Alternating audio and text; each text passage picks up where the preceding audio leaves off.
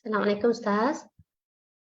Waalaikumsalam warahmatullahi wabarakatuh.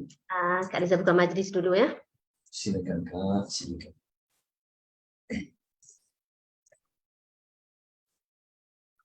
A'udzubillahi minasyaitonirrajim. Bismillahirrahmanirrahim. Assalamualaikum warahmatullahi wabarakatuh. Alhamdulillah wassalatu wassalamu ala Rasulillah wa ala alihi wa sahbihi wa man wala. Subhanaka la ilma lana illa ma Antal alimul hakim. Rabbi shrah li sadri wa yassir li amri wahlul 'uqdatam min lisani yafqahu qawli. Alhamdulillahilladzi hadana li hadza wa ma kunna linahtadiya laula an hadana Allah. Allahumma anfa'na bima 'allamtana wa 'allimna ma yanfa'una wa zidna ilma. Rabbana yassir wa la tu'assir wa tammim bil khair. Rabbi zidni ilman. Amin ya rabbal alamin. Ustaz, lama dah kita tak mula kelas dengan jemaah Hasan Amalan ni kan Ustaz? Ustaz pun ada urusan. Jadi kita nak masuk tajuk baru hari ni, Tadabbur Juzuk Amma. Kita mula dengan surah An-Naba. Ustaz dah ready ke? Okey. Boleh. Ustaz. Baik. Assalamualaikum warahmatullahi wabarakatuh. Alhamdulillahi rabbil alamin, wassalatu wassalamu ala asyrafil anbiya'i wal mursalin wa ala alihi wa sahbihi ajma'in. Allahumma salli wa sallim ala nabiyyina Muhammad wa ala alihi wa sahbihi wa man tabi'ahum bi ihsanin ila yaumiddin, amma ba'd. Tuan-tuan dan puan-puan rahimani wa rahimakumullah, muslimin dan muslimat, hadirin dan hadirat yang Allah rahmati lagi Allah kasih sekalian. Syukur kita kepada Allah Subhanahu wa taala. Seharusnya kita memperbanyakkan puji-pujian kepada Allah. Alhamdulillahilladzi bi ni'matihi tatimmus shalihat. Alhamdulillahirabbil alamin.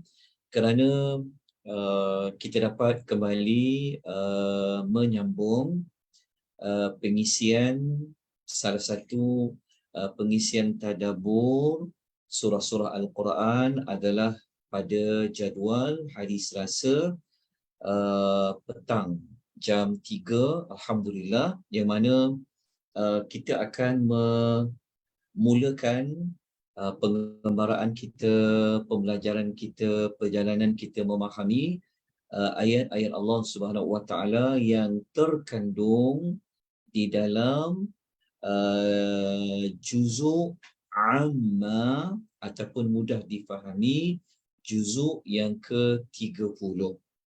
Maknanya kita akan mempelajari surah-surah yang berada pada juzuk yang ke-30. Okey. Kenapa kadang-kadang dipanggil juzuk amma? Juzuk kita sedia maklum iaitu juzuk. Kenapa disebut dengan amma? Kerana ia diambil daripada surah yang pertama sekali yang terletak pada juzuk yang ke-30 adalah surah yang ayat mulanya amma yatasaalun. Sebab tu namanya juzuk amma. Baik. Pengisian pada petang ini kita mulakan terlebih dahulu dengan kita kenalan latar belakang sedikit tentang juzuk amma, kemudian sedikit sebanyak tentang surah An-Naba. Ini bermakna petang ni kita fokus kepada dua lah, pengenalan sedikit juzuk amma dan surah An-Naba, dan kita juga akan memasuki beberapa ayat yang awal dalam surah An-Naba. Okay.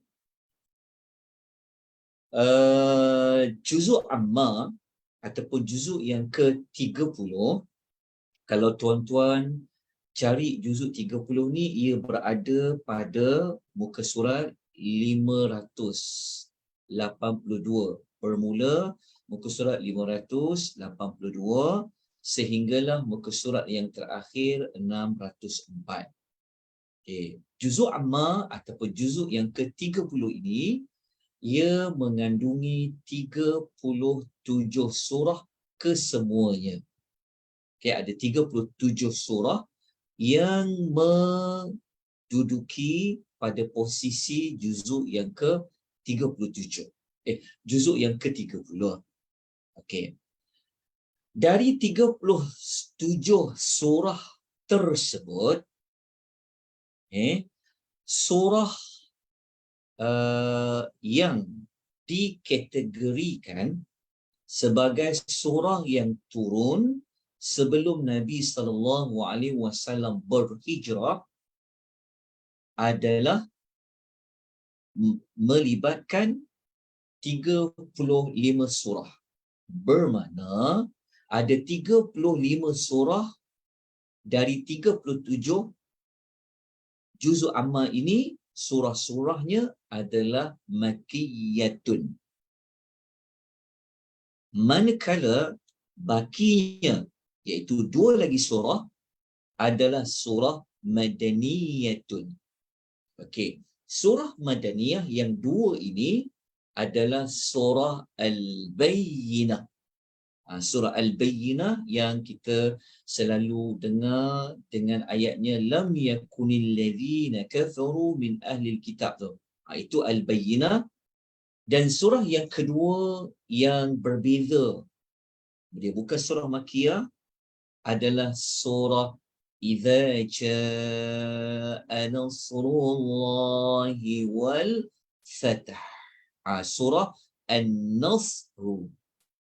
Surah An-Nasr. Maknanya 2 surah Madaniyah, 35 surah Makkiyah yang berada pada juzuk yang ke-30. Surah An-Naba, ia adalah surah Makkiyatun. Apabila kita dengar, kita tahu surah tu surah Makkiyah, kita mesti dah dapat gambaran awal. Surah An-Naba ni nak cerita tentang apa? 40 ayat dalam surah An-Naba tu nak cerita tentang apa? Inilah pentingnya mengetahui terlebih dahulu surah itu Makkiyah atau Madaniyah. Jadi kalau surah dia Makkiyah, surah yang turun sebelum Nabi berhijrah, Nabi SAW berhijrah, maka apakah intipati ataupun apakah intisari utama yang Allah nak sampaikan di dalam surah An-Naba? Siapa-siapa boleh kongsikan untuk tujuan kita berinteraksi dua hala, sambil-sambil tu kita boleh mengingatkan kembali di antara satu sama lain. Yang pertama, intisarinya tentang Tauhid, nubuwah, ba'su. Yang pertama cerita tentang ketauhidan. Cerita tentang Allah mengajak manusia dalam surah Makkiyah seperti surah An-Naba ini untuk mengesakan Allah Subhanahu wa Ta'ala. Yang kedua, ayat-ayatnya akan ada pesanan-pesanan berkenaan dengan an-nubuwah wal risalah, berkenaan dengan kerasulan. Intisari yang ketiga dalam surah Makkiyah macam surah An-Naba, ia akan berkenaan dengan hari kiamat ataupun hari kebangkitan. Jadi ketiga-tiga intisari utama ni ia akan ada disebutkan di dalam surah-surah Makkiyah. InsyaAllah nanti kita akan jumpa ketiga-tiga intisari utama itu di dalam 40 ayat surah An-Naba. Baik. Kemudian, kita terus kepada membincangkan tentang surah An-Naba. Latar belakang secara ringkas surah An-Naba. Surah An-Naba ini nama surah yang sangat popular dan ia juga adalah tauqifi. Ia adalah nama surah ini adalah berdasarkan petunjuk Nabi SAW Namanya adalah An-Naba'u. An-Naba'u. Okey, apa makna An-Naba'u? Dalam Quran terjemahan tuan-tuan, An-Naba'u diterjemah sebagai apa? Berita besar. Dia terjemah sebagai berita. Tapi berita tu tahap dia bagaimana? Berita yang besar. Okey. Kalau kita lanjutkan bincang tentang nama surah ni, ada banyak nama lain lah. Tapi nama-nama lain ni hanyalah ijtihad yang dibuat oleh para ulama. Kadang-kadang nama surah ni dipanggil dengan surah Amma Yatasa'alun. Kadang-kadang dipanggil dengan nama surah At-Tasawul. Kadang-kadang dipanggil dengan nama Al-Mu'sirat. Tak apa. Yang paling penting, nama yang masyhur adalah An-Naba'u, iaitu berita. An-Naba', berita. Berita apa? Berita yang besar. Baik. Kemudian semua orang tahu surah An-Naba' ada 40 ayat. Okey, surah An-Naba' ni mengikut dapatan saya sempat merujuk di dalam beberapa kitab. Okey, termasuklah dalam Tafsir Al-Misbah menyebutkan surah An-Naba' ini ia merupakan surah yang ke-80 diturunkan oleh Allah Subhanahu wa taala kepada Nabi sallallahu alaihi wasallam. Surah yang ke-80. Ini adalah mengikut kajian para pakar yang mengkaji penurunan surah-surah Al-Quranul Karim. Menariknya, turun surah yang ke-80, tapi susunannya diawalkan, iaitu surah yang ke-78. Kan An-Naba' kan surah yang ke-78. Tapi dari sudut turun surah yang ke-80. Ada setengah surah dia turun awal tapi susun hujung, ada juga. Macam surah Al-Alaq lah. Okey. Kemudian ada di kalangan para ulama juga mengkaji surah An-Naba' ni Allah Ta'ala turunkan ia selepas Allah menurunkan surah Al-Ma'arij. Maksudnya selepas surah Al-Ma'arij turunlah surah An-Naba'. Okey. Dan surah An-Naba' ni pula selepas surah An-Naba' diturunkan, Allah menurunkan surah An-Nazi'at. Surah An-Nazi'at. Okey. Jika ijtihad ini benar, maka kita dapati susunan surah An-Nazi'at memang selari mengikut ia diturunkan. Sebab An-Naba' turun dulu, baru turun surah An-Nazi'at. Dalam susunan surah dalam Quran pun macam tu juga. An-Naba' dulu, lepas tu baru jumpa surah An-Nazi'at. Wallahu ta'ala alam. Itu seberingkas tentang surah An-Naba'. Okey. Mari kita bincang sedikit waktu, ambil waktu yang kita perlu bincangkan juga yang sangat penting. Kita kena bincangkan apakah maqsad ataupun apakah objektif utama bagi surah An-Naba' ni. Sebab apa dia punya objektif utama bagi surah An-Naba'? Okey, surah An-Naba' ni objektif utama dia, kebanyakan para ulama kata surah An-Naba' ni ia diturunkan adalah untuk mengukuhkan, menguatkan kebenaran tentang kejadian hari kebangkitan. Hari kebangkitan itu pasti akan terjadi. Maksudnya surah An-Naba' ni mudah je, bahasa kita mudah lah. Maksudnya surah An-Naba' ni surah yang Allah nak menunjukkan bukti-bukti bahawasanya hari kebangkitan setelah orang mati dibangkitkan selepas daripada kubur itu memang benar-benar akan berlaku. Okay, memang akan benar-benar akan berlaku berdasarkan beberapa bukti. Sekejap lagi kita akan sebut apakah bukti-bukti itu. Okey, selesai tujuan surah An-Naba. Kalau dah tahu tujuan surah, senang kita dah dapat membayangkan bagaimana ayat-ayatnya nak bawa kita berjalan daripada ayat pertama mengembara sampai ayat yang ke-40. Okey. Setelah itu, saya nak kongsikan sedikit sebanyak dapatan mengikut bacaan surah An-Naba ni. Kalau kita baca ke 40 surah An-Naba ni, dia tak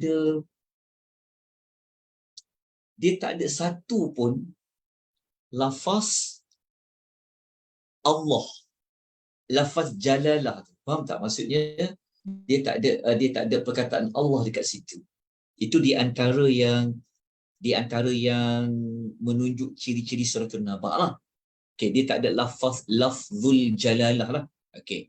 Surah An-Naba ni tuan-tuan, dia adalah surah yang Nabi SAW membacanya digabungkan dengan suratul Nazi'at dalam satu rakaat. Jadi kalau betul nak ikut sunnah, Nabi dia baca An-Naba 40 ayat, lepas tu disambung terus. Bismillahirrahmanirrahim. Wan-nazi'ati gharqa sampai ayat nombor 46 pada satu rakaat. Maknanya Nabi baca An-Naba, lepas tu Nabi baca An-Nazi'at dalam satu rakaat. Ini di antara ciri-ciri bagi surah An-Naba lah. Baik. Ada satu lagi maklumat surah An-Naba ni. Tuan-tuan masih ingat tak? Tuan-tuan masih ingat apa nak ingatkan tuan-tuan ni? Okey. Surah An-Naba ni merupakan, ni hadis yang sahih, merupakan salah satu surah yang menyebabkan Nabi jadi apa? Rambut Nabi beruban. Salah satu surah yang menyebabkan rambut Nabi ini menjadi beruban adalah surah Amma Yatasa'alun. Dahsyat surah ni.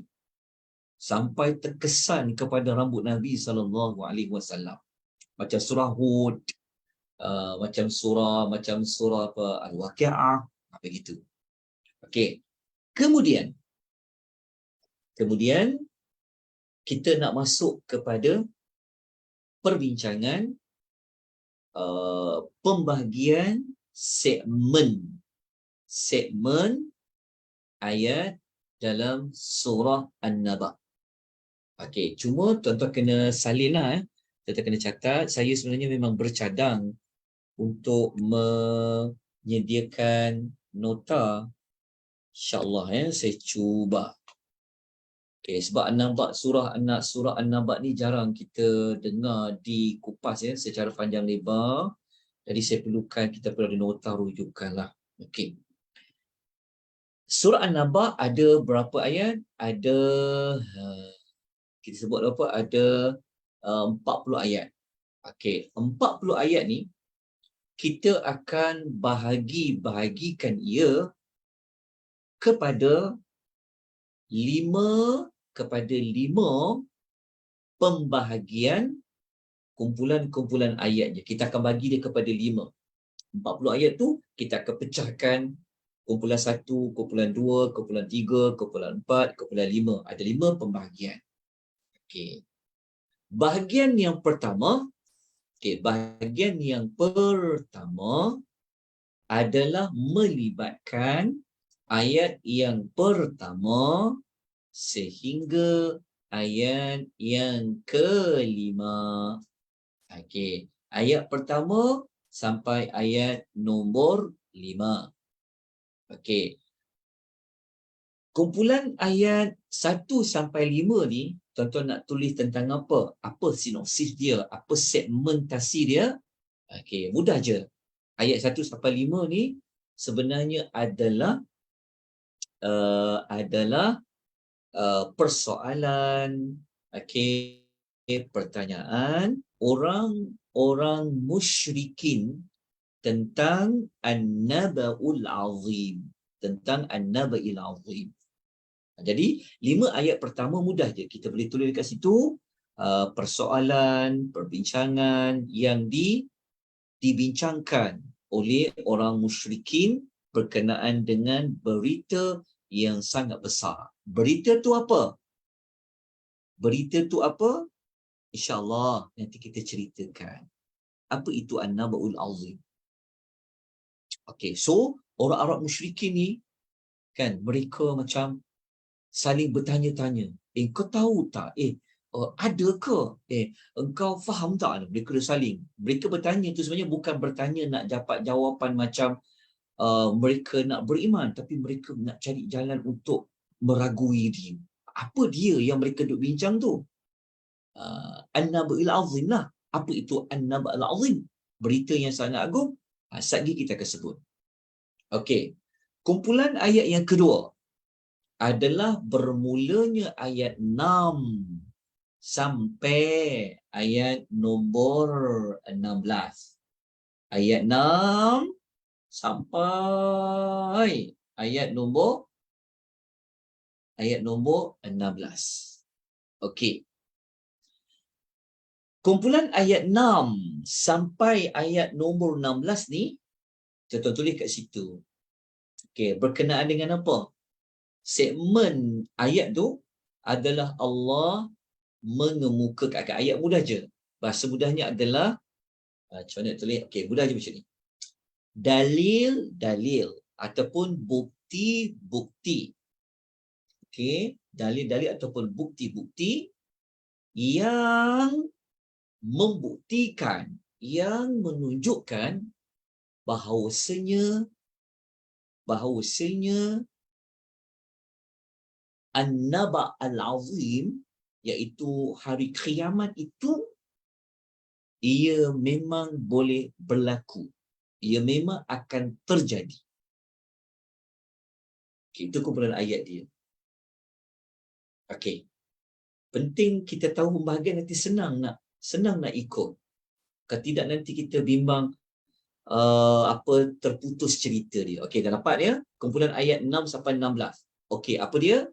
Bukti-bukti ataupun dalil-dalil yang menunjukkan bahawasanya Allah itu berkuasa untuk mendatangkan hari kebangkitan. Okey, berapa bukti? Tulis. Tulis tu tak tulislah, saya suruh tulis. Ada berapa? Ada 9 bukti. Ada berapa? Ada 9 bukti. Kejap lagi saya akan sebutkan 9 bukti itu apa. Tulis dulu ada 9 bukti. Baik, dah selesai. Okey. Kumpulan segmen ayat yang ketiga adalah ayat 17 sampai ayat 20. Ingat macam panjang je. Tapi 4 ayat je. 17, 18, 19, 20. 4 ayat sahaja. Segmen itu berkenaan dengan apa? Berkenaan dengan perihal hari kiamat. Maksudnya 4 ayat ya. 17, 18, 19, 20. Allah bawa kita semua kepada seolah-olah kita dah lihat dah bagaimana kiamat itu, macam mana peristiwa keadaan berlakunya kiamat. Okey. Manakala kumpulan ayat yang keempat yang diwakili oleh ayat nombor 21 sampai ayat nombor 30. Ayat 21 sampai ayat nombor 30. Boleh tulis dekat kumpulan ayat tu berkenaan dengan apa? Berkenaan dengan balasan yang diberikan kepada orang-orang yang tak percaya kepada hari pembalasan. Ayat 21 sampai ayat 30. Berapa ayat? 10 ayat ya? Atau sampai 30. Okey. Jelas? Okey.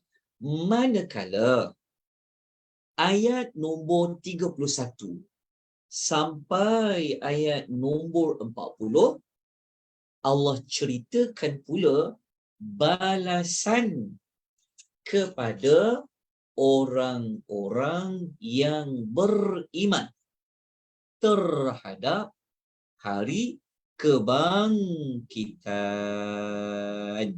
Ayat 31 sampai ayat nombor bukan 31 sampai 40, maafkan saya tuan-tuan. Maafkan. Ayat nombor 31 sampai 36. Itu. Ayat 31 sampai 36 je. 31 sampai 36 sahaja balasan terhadap orang-orang yang beriman.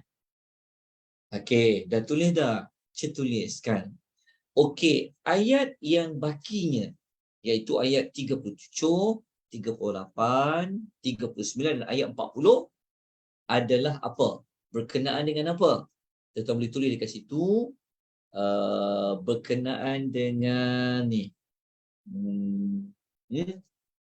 Berkenaan dengan, nak terjemah ni hujung ni. Okey, mudah je.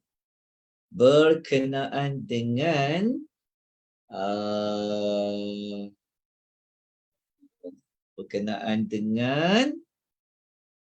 tiada syafaat pada hari kiamat, ataupun mudahnya adalah macam ni lah. Dia punya, sebab dia bahasa Arab dia payah sikit nak terang ni. Dia punya bahasa Melayu dia ayat 37 sampai 40 tu Allah nak beritahu macam ni. Allah nak bagi tahu bahawasanya tak ada siapa boleh memberi pertolongan di hari kiamat. Lepas tu Allah menceritakan tentang manusia yang menyesal di hari kiamat. Tu je, mudah je ayat dia. Kita kata apa? Tentang syafaat dan penyesalan di hari kiamat. Mudah je ayat dia macam tu. Petang-petang ni pening juga kadang-kadang. Okey, saya minta tuan-tuan tulis supaya tuan-tuan boleh bergeraklah tangan tu, so boleh celikkan sikit mata belajar petang-petang online pula tu, masya-Allah. Baik. Dapat dah tuan-tuan dan puan, ada 5 pembahagian segmen bagi 40 ayat dalam surah An-Naba. 6 Okey. Ustaz. 6 pembahagian. Ada 6 ya? 6. Oh ya, maafkan 6. saya, ada 6. Allahumma salli wa sallim ala nabiyyina Muhammad. Okey. Boleh ulangkan kembali kumpulan pembahagian ayat yang bahagian pertama tu? Ayat pertama, bahagian pertama ayat 1 sampai 5, persoalan orang musyrikin tentang An-Naba tu. Okey. Bahagian kedua ayat 6 hingga 16, dalil atau bukti menunjukkan hari kiamat pasti terjadi. Ada 9 bukti. Yang tu. Bahagian ketiga ayat 17 hingga 20, perihal hari kiamat. Bahagian keempat ayat 21 hingga 30, balasan kepada orang yang tak percaya kepada hari pembalasan. Bahagian kelima ayat 31 hingga 36, balasan kepada orang-orang beriman terhadap hari kebangkitan. Bahagian keenam iaitu ayat 37 hingga 40, syafaat dan penyesalan. Okey, jazakillahu khairaka. Masya-Allah, tabarakallah. Okey, dah dapat semua? Okey. Saya minta tolong tambahkan maklumat 9 dalil ataupun bukti tadi tu berkenaan dengan perkara apa. Okey ya, salin. Ni kita dah masuk belajar ayat dah ni. Okey. Bukti nombor 1. Okey, ya, saya tengokkan terjemahan ayat ni. Okey, bukti nombor 1 adalah ayat nombor 6, iaitu tentang apa? Tentang bumi yang Allah hamparkan. Bukti 1 menunjukkan kiamat itu boleh berlaku. Allah membuktikan kekuasaannya yang menciptakan bumi yang dihamparkan. Alam naj'alil arda mihada. Okey, nanti kita akan kupas kenapa ia jadi bukti. Okey, yang pertama, ayat nombor berapa? Ayat nombor 6. Okey. Bukti yang kedua adalah pada ayat nombor 7 berkenaan dengan gunung ganang sebagai pasak. Wal jibala autada. Okey, bukti yang kedua. Okey. Bukti yang ketiga ataupun dalil yang ketiga berada pada ayat nombor 8, iaitu berkenaan dengan manusia hidup berpasang-pasangan. Wa khalaqnakum azwaja. Itu bukti nombor 3. Okay. Nanti kita akan cari justifikasi dia. Kenapa ia dikaitkan dengan bukti hari kiamat. Okey, bukti yang keempat. Okey, bukti yang keempat adalah pada ayat nombor 9, iaitu tentang tidur sebagai rehat. Wa ja'alna naumakum subata. Okey, bukti yang keberapa tu? Yang keempat. Kan? Selama ni kita tidur, kita tidur tu bukti berlaku kiamat ke? Kan? Nanti kita akan pelajari. Okey. Bukti yang kelima adalah pada ayat yang ke-10, iaitu malam Allah jadikan ia pakaian bagi manusia. Wa ja'alnal laila libasa. Itu bukti yang ke-5. Okey. Bukti yang ke-6 adalah pada ayat nombor 11, iaitu berkenaan dengan waktu siang. Wa ja'alna an-nahara ma'asha. Rupanya siang hari ni macam sekarang ni, ia juga merupakan salah satu bukti Allah tu berkuasa menghidupkan orang yang dah mati. Kita je yang lalu, dah malam, dah siang. Kan? Okey, ini kita akan belajar insya-Allah dengan lebih mendalam. Okey, bukti yang ketujuh adalah pada ayat nombor 12, iaitu tentang apa tu? Tentang 7 lapisan langit. Wa bainana fawqakum sab'an shidada. Itu bukti yang ketujuh. Bukti yang ke-8 ada pada matahari, iaitu pada ayat nombor 13.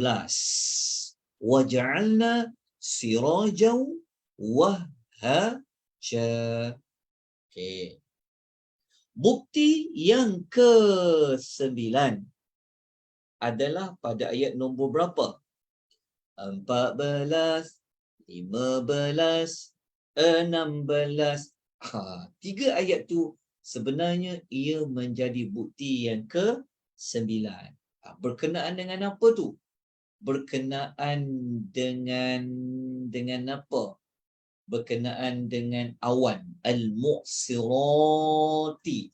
Wa anzalna minal mu'sirati ma'an thajjaja. Itu adalah bukti yang ke-9. Dia tentang air hujan lah sebenarnya. Itu bukti yang ke-9. Cukup tak sampai ayat nombor 16? Daripada ayat 6 sampai ayat nombor 16, kalau kita pecahkan, rupa-rupanya ada 9 bukti. Okay, nampak tak susunan dia? Jadi, setelah kita belajar segmen ayat tadi tu, maka kita dapat satu cerita yang macam dia bentuk bersambung tau. Mula-mula 5 ayat pertama mereka duduk berbalah. Mereka duduk macam mereka duduk macam ada yang setuju, ada yang tak setuju. An-Naba'ul Azim. Okey. Kemudian Allah mendatangkan 9 bukti yang boleh menunjukkan An-Naba'ul Azim itu, yang mereka duduk berbalah tu. Allah datangkan 9 bukti. Lepas tu, kalau bukti tu dah ada, maka terjadilah An-Naba'ul Azim tu. Okey. Lepas tu pula, kalau An-Naba'ul Azim tu dah ada, dah datang, maka tentu manusia yang berbalah-balah tadi itu, ada yang beriman, ada yang tak beriman, tu yang terpecah kepada balasan kepada orang yang tak percaya, balasan kepada orang yang percaya. Lepas tu ending dari surah An-Naba, Allah mengatakan dialah pemilik, dialah penguasa di hari kiamat, tak ada siapa pun boleh bersuara. Bahkan Allah kata pada hari itulah orang kafir dia akan menyesal semenyesal-sesalnya. Habislah surah An-Naba. Tamatlah kita belajar hari ini. Ke Ghana? Boleh? boleh faham tak setakat di kita ambil latar belakang dulu, berkenalan dulu kan. Takkan kita terus nak masuk-masuk. Okay, berkenalan dulu, tengok latar belakang dulu, moga-moga faham. Okay, ada soalan sebelum kita nak masuk ayat nombor 1, ayat nombor 2, ayat nombor 3 pertama. Okay, kalau ada soalan boleh terus tanya. Boleh tanya dekat ruang chat tu. Dekat FB ada takkan? Terima kasih Puan Ajra yang mencatat dia 9 bukti. Masya Allah, tabarakallah. Okey. Dapat ikut tak? Suara saya jelas tak? Laju sangat tak? Okay, Ustaz. Okay, just nice. Alhamdulillah. Alah. Ya, Slow and alhamdulillah. steady. Slowly and steady and not sleepy. Not sleepy. Ya, insyaAllah. InsyaAllah. Alhamdulillah. Okey. Kalau dah jelas, alhamdulillah, kita mulakan dengan ayat yang pertama sekali.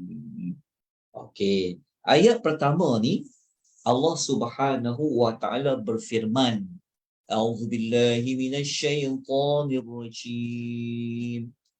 Bismillahirrahmanirrahim. Amma yatasaalun.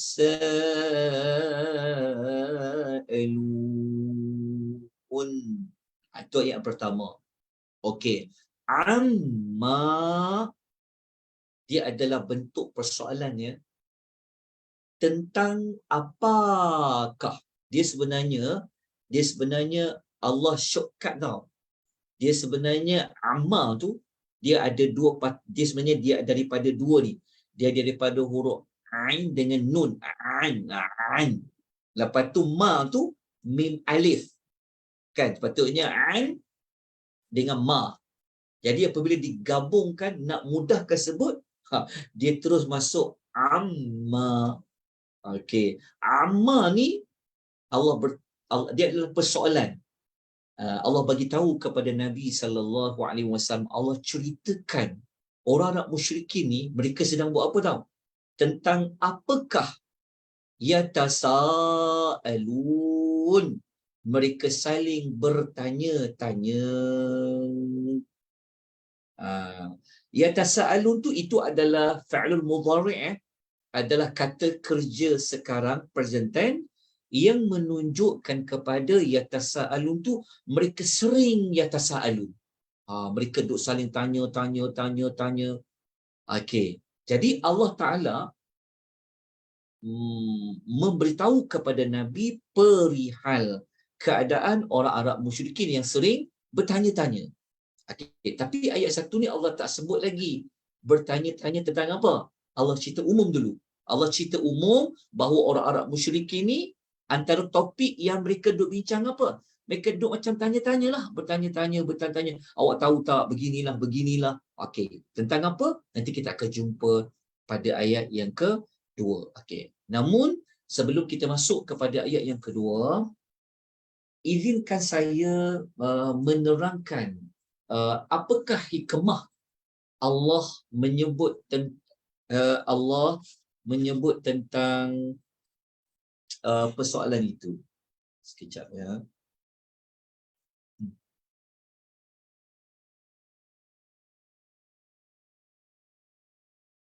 Okey, tak apa. Kita teruskan dengan ayat yang berikutnya. Okey, untuk ayat yang pertama ni Tuan-tuan jelas tak apa yang Allah nak beritahu kepada kita semua? Okey, maksudnya adalah, saya ulang sekali lagi, ini akhir sekali saya nak terangkan. Okey, kita kan tahu Allah kan mengutuskan Rasul sallallahu alaihi wasallam kepada orang Arab musyrikin kan. Kita dah sebut tadi awal-awal. Kalau di surah Makkiyah, tentulah surah itu mengajak kepada rukun iman. Mengajak kepada iman lah. Beriman kepada Allah, beriman kepada Rasul, beriman kepada wahyu, beriman kepada hari kiamat. Jadi apabila Allah menghantar Nabi SAW untuk menyampaikan iman, maka mereka ini apabila dengar yang 3 topik tadi itu, mereka sering bertanya-tanya. Kau pernah dengar tak Muhammad cakap macam ni? Kenapa Muhammad cakap macam tu? Wujud ke? Okey, itu untuk ayat yang pertama. Saya rasa insya-Allah jelas ya tentang ayat pertama. Tapi Allah tak memberitahu lagi jawapan apa yang mereka duduk bertanya-tanya tu. Okey, bertanya-tanya tu bukan bertanya-tanya saja, dia sampai bawa kepada apa? Sampai bertikam lidah, sampai sampai bawa kepada berbalah. Okey. Kita terus kepada ayat yang kedua. Okey, ayat yang kedua Allah memberikan kita jawapan. Mereka bertanya-tanya tentang apa? Anil, tentang an-nabai, iaitu berita yang besar, al-azim. Iaitu berita yang al-azim itu berita yang besar lah. Al-azim berita yang benda yang besar. An-naba berita al-azim yang besar. Okey. Ambil dulu terjemahan ayat. Okey. Rupa-rupanya. Okey, rupa-rupanya orang Arab penduduk Mekah ni mereka sering berbalah, bersoal jawab tentang apa? Tentang satu berita an-naba, satu berita yang azim, yang besar. Okey. Apa itu berita yang besar? Okey, apakah itu berita yang besar? Okey. Salin ya, salin. Okey. Berita yang besar itu, kalau kita rujuk dalam kitab tafsir, okey, sebenarnya para ulama tafsir berbeza pandangan dalam mencari jawapan apa itu an-naba al-azim. Pendapat pertama kata an-naba al-azim itu adalah Al-Quran. Tulis dulu nombor 1. Al-Quran.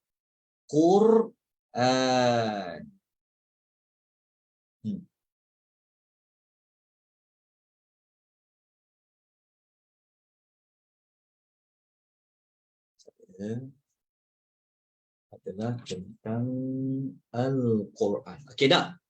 Dah dapat nombor 1 Al-Quran. Okey. Macam mana? Okey, pertama tolong tulis dulu.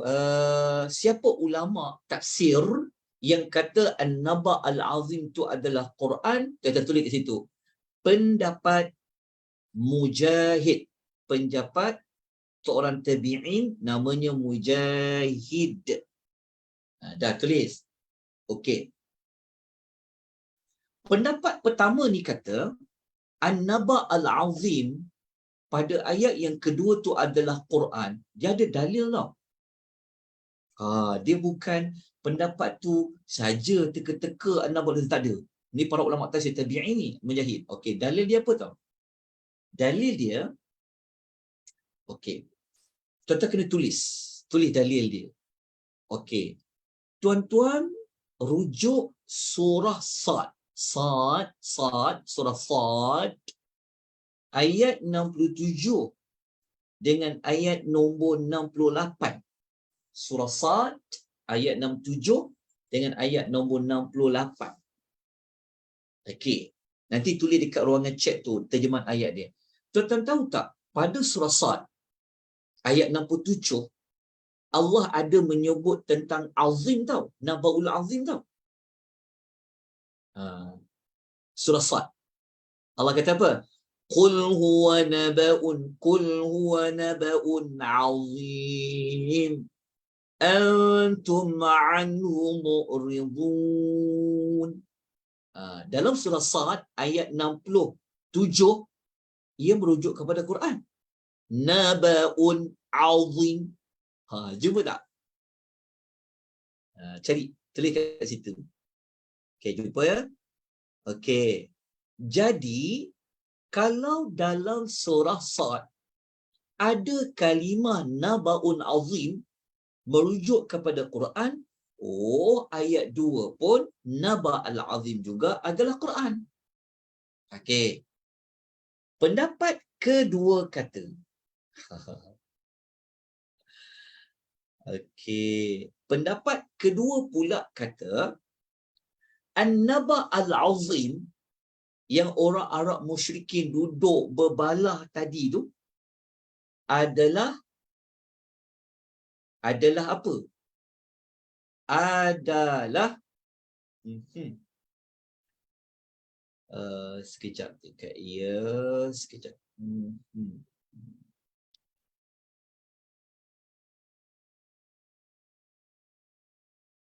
Adalah Rasul sallallahu alaihi wasallam. Pendapat kedua kata An-Naba' al-Azim tu merujuk kepada pengutusan seorang Rasul kepada mereka. Itu yang mereka duk berbalah-balah tadi. Kan? Mereka berbalah-balah tentang betul ke ada seorang Rasul dihantar kepada kita. Itu An-Naba' al-Azim tu. Itu pendapat kedua lah. Okey. Pendapat ketiga kata, pendapat ketiga mengatakan An-Naba' al-Azim dekat situ adalah hari kebangkitan selepas kematian, al-ba'thu ba'dal mauti, iaitu hari kebangkitan selepas kematian. Okey, tulis pendapat ketiga ni siapa yang kata. Ia adalah daripada ulasan Qatadah, seorang tabi'in namanya Qatadah. Okey, adalah Qatadah. Okey. Kenapa saya nak bawa ketiga-tiga pendapat tu? Kerana perkataan An-Naba' al-Azim tu dia boleh dibincangkan pada tiga-tiga isu. Okey, berita besar. Quran berita besar tak? Berita besar. Rasul yang Allah utus berita besar tak? Berita besar. Hari kebangkitan selepas mati berita besar tak? Jawapan juga adalah berita besar. Jadi macam mana para ulama nak mengkompromikan antara tiga-tiga pendapat ini? Okey, maka untuk memudahkan, bukan untuk memudahkan sajalah, mengikut pendapat yang terpilih, kata Syekh Muhammad Al-Shanqiti, dia kata An-Naba' al-Azim dekat sini adalah pendapat yang ketiga tu, iaitu tentang hari Qiyamat. Tentang hari Qiyamat. Pendapat ketiga ni dia ada hujah dia. Hujah dia yang mana tahu? Hujah dia dalam ayat surah An-Naba' tu memang Allah ada menyebut tentang hari kiamat pun. Memang ada jelas dalam surah An-Naba' tu ada sebut tentang hari kiamat. Contohnya pada ayat ke-17, inna yawmal fasl kana miqata. Itu contoh ayat. Okey. Jadi dalam perbincangan kita ni kita akan mengambil pendapat An-Naba' tu berita, Al-Azim berita besar, merujuk kepada hari kebangkitan selepas berlakunya kematian. Okey, dah selesai untuk penerangan ayat yang kedua. Kita nak Ya, Ada soalan tu, apa yang untuk Rasulullah tu pendapat tentang an-naba itu Rasulullah tu daripada pendapat siapa Ustaz? yang mengatakan daripada Rasulullah SAW, yang ini sebenarnya tak ada, tidak diterangkan siapa yang memberikan pendapat itu. Ni kalau dalam tafsir Asy-Syanqiti Adwaul Bayan dia tak terang. Dia kata faqila, ada para ulama katalah. Tapi yang dua tadi saya boleh dapat sebab dalam At-Tabari disebut nama tu. Bahkan kalau tuan baca dalam tafsir Ibnu Katsir ke Al-Qurtubi ke, dia sebut tiga pendapat tersebut. Wallahu ta'ala a'lam. Okey, soalan yang baik. Okey, ada lagi pencerahan sebelum kita nak masuk kepada ayat yang ketiga. Okey.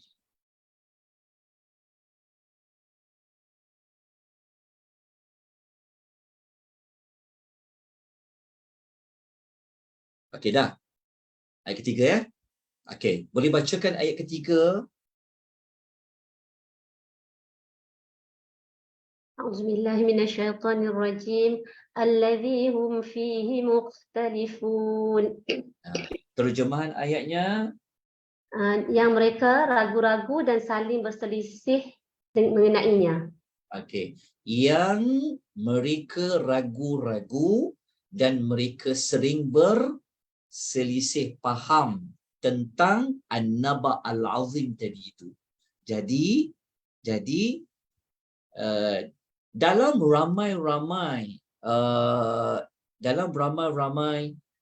di kalangan mereka ni, di kalangan orang Arab Mekah tu kan, mereka sebenarnya tak sependapat lah, betul tak? Sebab tu ada perkataan ya mukhtalifun. Dia panggil adanya apa? Berselisih faham. Berselisih. Mukhtalif ni macam kita kata ikhtilaf tu.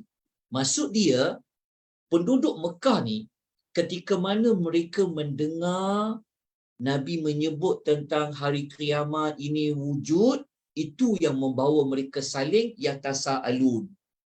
Mereka saling bertanya, wujud ke, ada ke, boleh jadi ke lepas mati ni? Kemudian Allah bagi jawapan, mereka membincangkan tentang An-Naba'ul Azim. Akhirnya mereka mukhtalifun, mereka berada dalam keadaan berselisih faham. Okey, berselisih faham tu tuan-tuan kena catat dekat situ. Maksudnya apa? Maksudnya adalah manusia di Mekah tu, penduduk Mekah itu, mereka terbahagi kepada dua kumpulan. Mereka terbahagi kepada dua kumpulan. Dua kumpulan tu apa? Dalam tafsir At-Tabari mengatakan, satu kumpulan mereka ini apa? Musaddiqun. Mereka ni membenarkan, mereka percaya, mereka yakin hari kebangkitan tu memang boleh berlaku. Okey. Kumpulan yang kedua adalah yang mana? Kumpulan yang kedua adalah yang kalau musaddiq lawannya mukadzib, iaitu orang yang tak percaya, orang yang mengatakan cerita bohong tu, An-Naba Al-Azim tu, cerita bohong tu, mustahil ia boleh berlaku. Okey. Jelas saudara perempuan? Boleh faham ya? Itu yang mukhtalifun. Okey. Mereka yang mukhtalifun ni, yang mukhtalifun tadi itulah akhirnya kita jumpa ayat yang, ingat tak? Kumpulan ayat mana yang Allah Ta'ala kata balasan kepada orang yang beriman tadi? Itu kumpulan ayat nombor berapa? 5 Ustaz. Tak, kumpulan orang yang beriman, kumpulan ayat segmentasi yang kita bagi 6 tadi. Segmen kelima. Ayat 31 Segmen. hingga 36. Balasan kepada orang beriman terhadap hari kebangkitan. Ya, balasan kepada orang beriman itulah kesan daripada mereka yang mukhtalifun tu, yang percaya hari kiamat tu.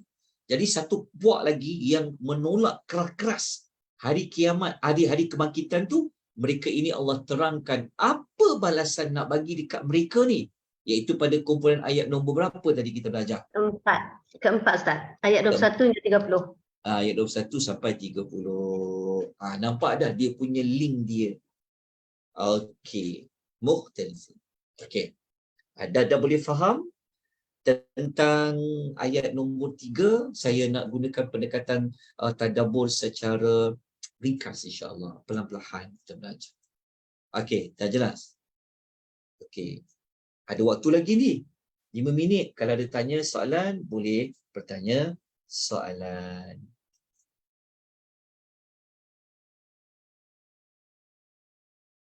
Okey. Kalau tiada, kita ambil satu lagi ayat. Boleh? Okey. Setelah berlakunya perselisihan di kalangan mereka, ada yang membenarkan, ada yang tak membenarkan. Maka yang tidak membenarkan, yang tak percaya tentang An-Naba' Al-Azim, maka Allah apa? Allah Allah membangkang ataupun Allah menentang mana-mana yang dia tak percaya An-Naba'ul Azim tu adalah dengan Allah menggunakan kalimah kalla. Jangan sekali-kali. Maknanya Allah Ta'ala nak membantah mana-mana yang kata An-Naba'ul Azim tu tak boleh berlaku. Allah kata kalla. Jangan sekali-kali. Maksudnya apa? Jangan sekali-kali kau percaya macam tu. Jangan sekali-kali kau ragu-ragu. Jangan sekali-kali engkau tak percaya. Okey. Lepas tu Allah mengatakan apa? Kelak ataupun nanti ya'lamun. Mereka akan mengetahui. Allah kata Allah kata jangan berfikiran, berpegang pendapat seperti itu yang tak percaya adanya kebangkitan selepas mati. Nanti korang semua tahulah apa? Apa yang mereka ingkari itu sebenarnya adalah wujud. Okey. Boleh faham tuan-tuan dan puan-puan? Boleh faham? Faham Ustaz. Okey. Kata ad-dhahak ad-dhahak seorang tabi'in ni, kalla saya'lamun, pada ayat yang keempat tu Allah tujukan kepada orang kufar, kepada orang kafir yang tak percaya itulah. Yang tidak percaya. Okey. Jelas tuan-tuan perempuan? Okey. Lepas tu sekali lagi Allah Ta'ala ulang apa? Summa kalla saya'lamun. Okey.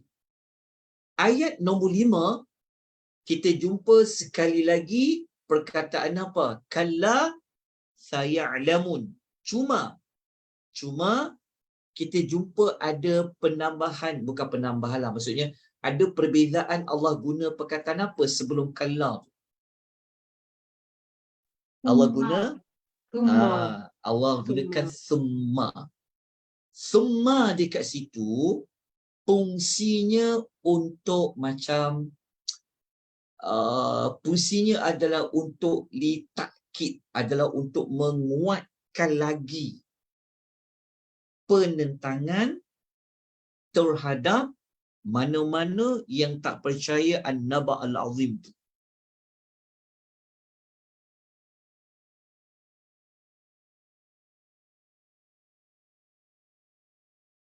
Okey, jelas. Dia macam diulang 2 kali. Kalla saya'lamun, sebelum tu ada kuma, nak mengapa? Nak menguatkan lagi akan apa? Akan kepercayaan yang salah, yang batil tentang an-naba'ul azim, dia tidak akan berlaku.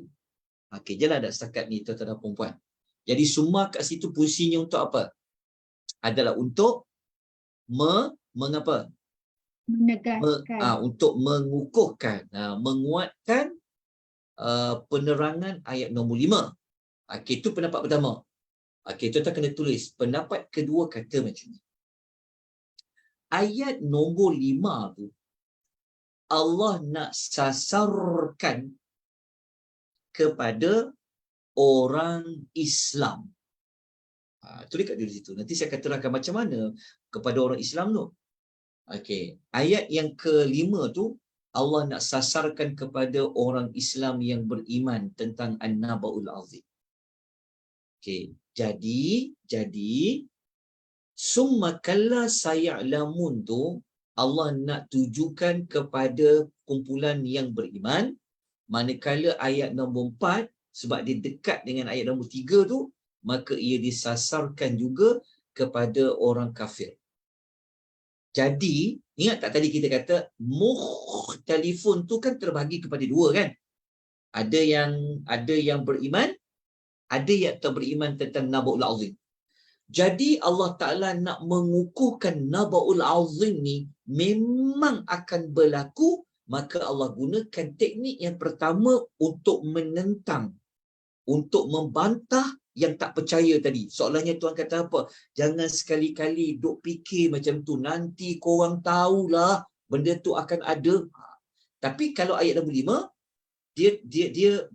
dia tak adalah terjemah jangan sekali-kali tu.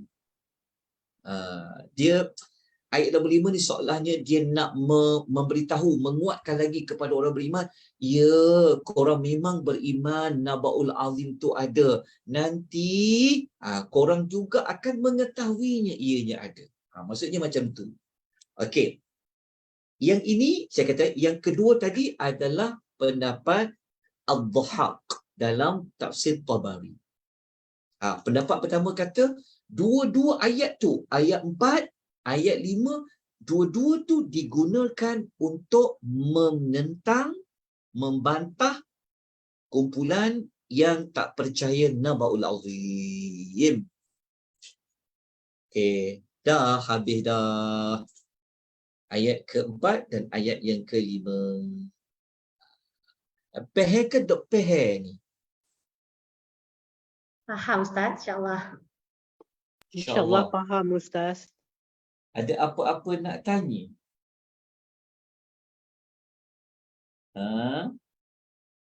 Tak apa-apa. Okey. Dekat FB pun tak ada Ustaz, tak ada Okey, soalan. saya terangkan ya. Okey, semua tu dekat ayat nombor 5 tu ingat ya, fungsinya untuk apa? Untuk menunjukkan sangat-sangat menentang lah.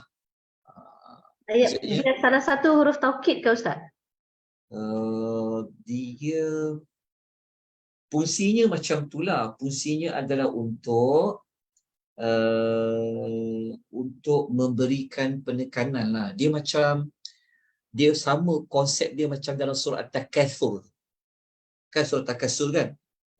Alhaakumut takatsur hatta zurtumul maqabir kalla sawfa ta'lamun thumma kalla sawfa ta'lamun. Sama je fungsinya. Semua tu untuk dia macam dia nak menguatkan lagi apa statement ayat yang keempat tu, tapi dekat terjemahan kita macam tak ada summa tu kan. Cuba tengok terjemahan tuan-tuan, dia ada terjemah apa dekat summa tu? Dalam Quran ke sekali lagi jangan. Kalau nak ayat nombor 4? Nombor 4 jangan. Tambah sekali lagi je. Okey. Kalau dalam Quran Quran Tafsir Pimpinan Rahman yang terbaru ni, cetakan baru ni, dia terjemah sama je. Ayat 4, Saya punya, jangan sekali-kali. Ya. saya punya kemudian ditambah kemudian sekali lagi tidak. Kemudian Yelah. suma tu kan memang apa ya? Suma tu memang maknanya kemudian kan Ustaz? Memanglah dari sudut dia maksud kemudian, tapi apabila dia masuk pada konteks ayat, dia tak terjemah jadi kemudian lah tu. Tapi dalam Quran ni, saya punya ni dia cakap kemudian lah. Okey, kejap ya. Okey. Dia sebenarnya summa ni dia macam, yelah kita faham kemudian tu, kalau dalam bahasa kita, kalau kita sebut kemudian ni macam apa? Kita kata jangan buat. Lepas tu kita nak kuatkan lagi larangan jangan buat tu. Adakah kita kata kemudian jangan buat? Ke macam mana? Macam tak kena lah kalau kita ikut, kalau kita translate dalam kita punya bahasa tu, tidaklah macam menekankan, betul tak Ustaz? Ya, dia semua tu dia macam fungsinya untuk macam dia macam untuk litahrin lah, untuk menguatkan lagi penekanan tentang sifat yang ada pada ayat nombor yang sebelum itu. Wallahu a'lam. Tapi saya terangkan tu insya-Allah, moga-moga boleh faham Okey. Ada apa-apa soalan lain? Kita nak tengok macam mana dia situ macam. Yelah, kalau ikutkan macam kemudian juga. Okey, tak boleh faham Ustaz. Ya. Maksudnya kalau ada orang tak percaya kat hari kiamat, orang kafir ke, kita tak payah gaduh dengan dia ke? Kita macam nanti kau tengoklah macam tu. Macam tu ke? Maksud dia? Yelah, maksud dia bukan. Yelah. Sebenarnya dia macam ni, macam soalannya kalau dalam bahasa kita macam ni. Kalau kau tak percaya, nanti kau tunggulah, kau akan nampak dia, kau akan tahulah. Dia sebenarnya ayat tu sebenarnya nak suruh dia berubah lah, nak suruh dia percaya. Dia bukan maksudnya dia macam cara Allah Ta'ala nak suruh mereka ni berhenti daripada tak percaya tu. Soalnya kita kata, kalau kau tak percaya sekarang, nanti kau tahulah. Kau akan tahulah. Macam soalannya macam nak bagi percayalah. Dia sama macam surah Takasur tu lah. Surah Takasur tu kan Allah Ta'ala nak stopkan perbuatan orang yang berlumba-lumba, bermegah-megah ni, sampai Tuhan kata apa? Kalla saufa ta'lamun. Jangan sekali-kali ada perangai macam tu. Nanti kau tahulah azabnya. Dia bentuk azab pula. Kan? Kalau kau dah mati, kau tahulah azabnya. Jadi kalau orang yang ada perangai seperti itu, dia dengar ancaman kita tu macam, takutnya dia akan berhentilah. Jadi kalau pihak yang tak percaya hari kiamat ni, sepatutnya dia akan jadi apa? Dia akan seperti, okeylah, aku percayalah, aku beriman dengan kiamat ni ada. Sebab itu lepas tu nanti Allah datang ke 9 bukti hari kiamat ni wujud. Bukan sekadar Allah membantah sahaja dengan Allah kata jangan sekali-kali, nanti mereka akan tahulah kebenaran tu. Bukan sekadar yang itu, bahkan Allah ini yang membekalkan akal, yang membekalkan fikiran, mata, telinga kepada manusia, maka Allah akan datangkan bukti-bukti yang boleh nampak dengan jelas. InsyaAllah nanti kita sambung lagi minggu hadapan pada ayat yang ke-6. Okey. Aqulu qouli hadza wa astaghfirullahal azim wa billahi taufiq wal hidayah. Wassalamualaikum warahmatullahi wabarakatuh. Waalaikumsalam warahmatullahi wabarakatuh. Alhamdulillah Ustaz, jelas Ustaz explain tu, sebab tu tak banyak soalan. Cuma tadi ada orang tanya apa pengajaran yang kita boleh ambil daripada ayat 1 sampai 5 ni. Apa pengajaran yang kita boleh ambil daripada ayat 1 sampai 5 ni? Okey, kita tak masuk pengajaran lagi kan? Nanti kita masuklah tu insya-Allah minggu depan. InsyaAllah. Kita akan masuk nanti pada minggu depan. Tapi pengajaran awalnya adalah apa sahaja yang telah disampaikan oleh Rasul sallallahu alaihi wasallam, maka seharusnya ia diterima, kita kena membenarkan. Namun begitu, Allah Ta'ala yang maha bijaksana ni bukanlah hanya mengajak tanpa mengemukakan bukti. Sebab itu para rasul ni kadang-kadang nak suruh percaya dia rasul, Allah bekalkan mukjizat. Kenapa nak bekalkan mukjizat? Nak mengukuhkan kebenaran yang disampaikan oleh para rasul. Wallahu ta'ala. Nanti kita bincang dia punya pengajaran. Baik Ustaz, terima kasih banyak. Kita dah terlebih 10 minit. Terima kasih semua. Jazakumullah khairan. Kita akhiri dengan tasbih kafarah dan suratul Asr. Subhanakallahumma wa bihamdika asyhadu an la ilaha illa anta astaghfiruka wa atubu ilaik. Sallallahu ala nabiyyina Muhammad wa ala alihi washabihi ajma'in walhamdulillahirabbil alamin. Wassalamualaikum warahmatullahi wabarakatuh. Terima kasih semua. Insya-Allah jumpa lagi minggu depan ya. Terima kasih Ustaz. Assalamualaikum. Assalamualaikum.